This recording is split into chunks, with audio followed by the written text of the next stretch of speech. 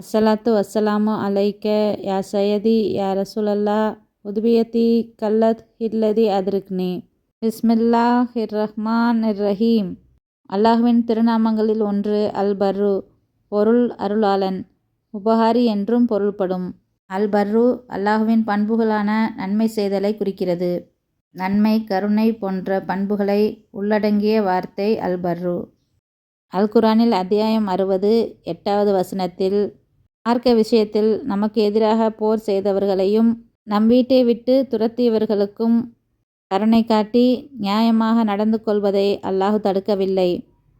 இவ்வாறு உறவினர்களுடன் நல்ல உறவை பேணுவதை பற்றி அல் குர்ஆனில் வசனத்தில் அல்லாஹ் கூறியிருக்கிறான். அல் பர்ரு என்பது இவ்வுலக வாழ்க்கையிலும் மறுமை வாழ்விலும் அருட்கொடைகளையும் இன்பமான விஷயங்களையும் அல்லாஹ் வழங்குவதை குறிக்கிறது. இவ்வுலகில் சிறந்ததையும் சொர்க்கத்தில் வசிக்கும் பேரின்பத்தையும் அல்லாஹ் வழங்குவதை குறிக்கிறது. அல் பர்ரு என்பது அனைத்து நல்ல பண்புகளையும் இணைக்கும் சொல். நற்செயல்கள் செய்பவர்கள் அல்லாஹுவுக்கு நெருக்கமாவார்கள். அல் பர்ருவை நாடியவர்களுக்கு வழிகாட்டுதலையும் அருளையும் வழங்கி வெகுமதி அளித்து தன் அன்பை அல்லாஹ் வெளிப்படுத்துகிறான்.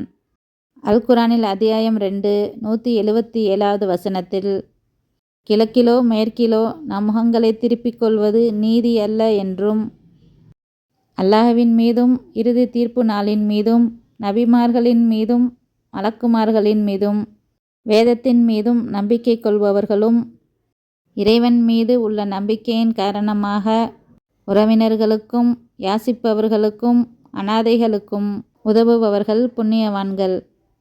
கஷ்டமான நேரத்தில் உறுதியுடனும் பொறுமையுடனும் இருப்பவர்கள் நன்னெறியாளர்கள்.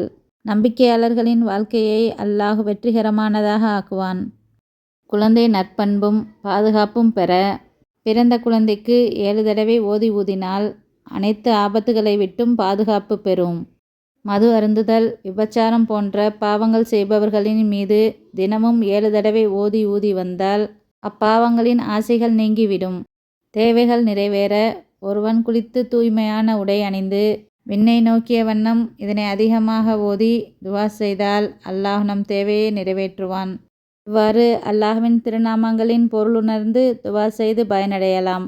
அஸ்ஸலாமு அலைக்கும் வரஹ்மத்துல்லாஹி பரகாத்துஹு.